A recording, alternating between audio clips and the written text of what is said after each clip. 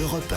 Le grand direct de la santé avec le docteur Gérald Kierzek, Isabelle Quenin, Elisabeth Assayag et maintenant notre psychologue Sabrina Philippe. Est-il possible de trouver l'amour après 60 ans, divorcé, séparé ou veuf? Il y a de nombreux sexagénaires qui souhaitent retrouver l'amour pour poursuivre leur chemin en bonne compagnie. Mais peut-on vraiment retrouver l'amour sœur après 60 ans, 70 ans, 80 ans? On a même un appel, vous allez voir dans un instant, de Nicole qui a 80 ans, qui va témoigner. Il y a beaucoup de seniors qui cherchent l'amour, Sabrina Philippe. Il y en a de plus en plus déjà, parce qu'il faut savoir que plus de la moitié des célibataires ont plus de 60 ans. En France, vous imaginez, il y a plus de femmes, oui, plus de la moitié des célibataires en France ont plus de 60 ans.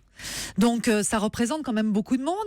Les divorces se sont multipliés par 2 depuis 1985.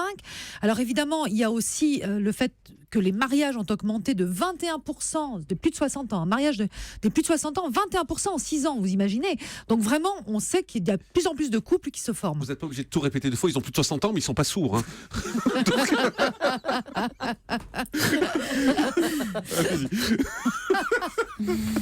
Il nous en veut, là, les filles aujourd'hui, Jean-Marc. Là, moi, il m'a laissé tranquille au début, mais là, il est en forme. Et je suis en forme, allez-y. Alors, c'est vrai que, voilà, après plus. Non, mais franchement, vous êtes difficile, là, ce matin.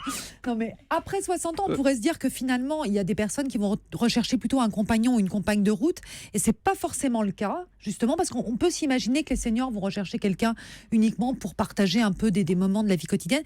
Mais c'est pas le cas, en réalité, parce qu'ils vont chercher réellement l'amour, ils vont chercher à tomber amoureux et souvent à se remarier également. Est-ce qu'on envisage encore la vie à deux à 60 ans? Oui, quand même. Alors, on envisage la vie à deux, mais les femmes sont plus réfractaires parce que souvent, elles ont eu avant justement une famille dont elles se sont occupées, un mari dont elles se sont occupées. Et c'est vrai qu'elles vont être plus réfractaires à partager le même lieu de vie, alors que les hommes, eux, vont plus le rechercher. Néanmoins, on voit bien que cette augmentation des mariages va aussi vers le sens finalement d'une sécurité psychologique, parce que lorsqu'on est marié, on se sent plus en sécurité aussi pour vieillir ensemble, et c'est ce qui va être recherché. Mais attention, ça ne veut pas dire aussi vieillir ensemble, ça veut dire aussi avoir des relations sexuelles. C'est très important aussi pour les personnes de plus de 60 ans, parce que il faut le dire quand même, les sexas sont de plus en plus sexy, et les personnes recherchent en effet à avoir une vie sexuelle épanouie à plus de 60 ans. Alors...